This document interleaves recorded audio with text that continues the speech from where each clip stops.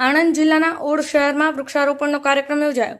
Odd શહેરમાં જૂની દૂધ ડેરીથી ગેટ સુધીના રસ્તે 2 રોડના રસ્તા વચ્ચેની ખુલ્લા જગ્યામાં વૃક્ષારોપણ કરવામાં આવ્યું.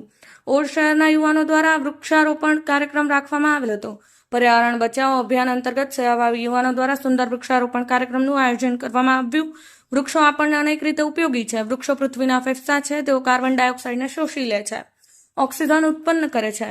તમામ જીવંત જીવોના અસ્તિત્વ માટે જરૂરી છે. વાતાવરણમાં ગ્રીન હાઉસ વાયુના સ્તરને ઘટાડવામાં વૃક્ષો નિર્ણાયક ભૂમિકા ભજવે છે, જે આબોહવા પરિવર્તનમાં ફાળો આપે છે. વૃક્ષો હવામાંથી કાર્બન ડાયોક્સાઇડને શોષીને અને પ્રકાશ સંશ્લેષણની પ્રક્રિયા દ્વારા તેને કાર્બનિક પદાર્થમાં રૂપાંતરિત કરી આબોહવાને નિયંત્રિત કરવામાં મદદ કરે છે. તે ઓક્સિજનને વાતાવરણમાં પાછો છોડે છે, જે માનવ જીવન માટે ઉપયોગી છે. સૌએ હાજર રહી પોતાના હાથે વૃક્ષો રોપી આનંદ અનુભવ્યો હતો. વસ્તી વધારાને લીધે આપણા દેશમાં અનેક સમસ્યાઓ સર્જાઈ છે.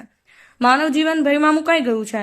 પ્રદૂષણને નિવારવાના અનેક ઉપાયોના એક મહત્વનો ઉપાય એટલે વૃક્ષ વાવવાનો અવસર છે. દિલીપભાઈ પટેલ, સમય 24 ન્યૂઝ, આણંદ, ઓડ.